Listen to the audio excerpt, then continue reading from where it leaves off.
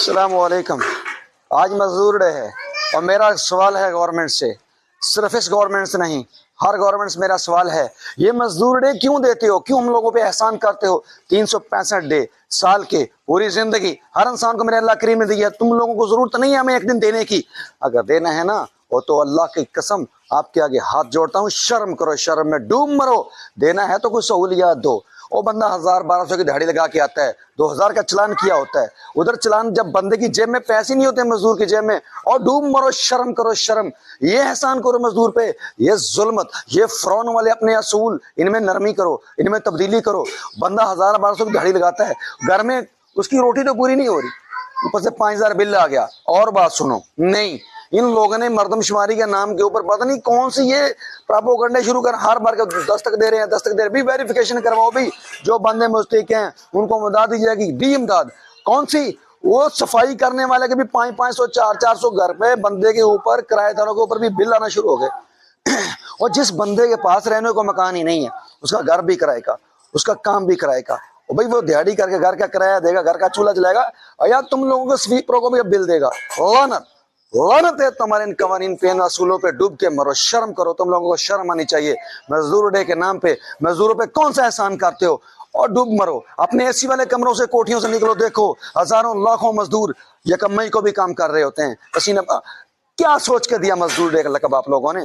اللہ تم پہ عذاب نازل کرے گا۔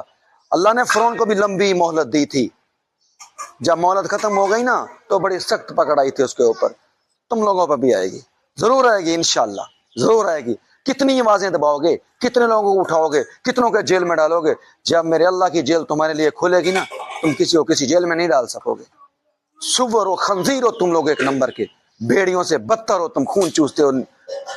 یہ میں ایک اس حکومت کو نہیں، ہر حکومت ہی ایسی ہے ہمارے ملک میں، کسی حکومت نے مزدور کے لیے کچھ نہیں کیا۔ ہر حکومت نے، کس نے آرمی چیف خرید کے اپنی حکومت بنا لی، کس نے ایجنسیاں خرید کے اپنی حکومت بنا لی، بڑے بڑے دلے اور ٹوٹ خرید کے اپنی حکومت بنائی۔ کسی بندے نے بھی حقیقی حق کے رائے ووٹ کا استعمال حاصل کر کے حکومت بنائی ہی نہیں آج تک۔ سب کرپٹ ہیں، سب کرپشن ہے۔ افسوس ہے مجھے، ہم لوگ جس قابل ہیں اسی طرح کے ہم کو حکمران ملتے ہیں۔ کاش اگر ہم لوگ سدھر جائیں تو ہم کو بھی حضرت عمر فاروق رضی اللہ تعالیٰ عنہ جیسے حکمران مل سکیں، وہ جو رات کو گلیوں میں چکر لگایا کرتے تھے کہ میری سلطنت میں، میری ریاست میں کوئی بھوکا تو نہیں ہے، کوئی تکلیف میں تو نہیں ہے، کوئی کسی اذیت میں تو نہیں ہے۔ ان جیسے حکمران آ ہی نہیں سکتے۔ ایسے اربوں خربوں کو ذبح کر کے ان کی بلی دے دی جائے نا تو ان کی ایک بال کی بھی بلی، ایک بال کا بھی صدقہ پورا نہ ہو۔ وہ اتنے عظیم حکمران تھے۔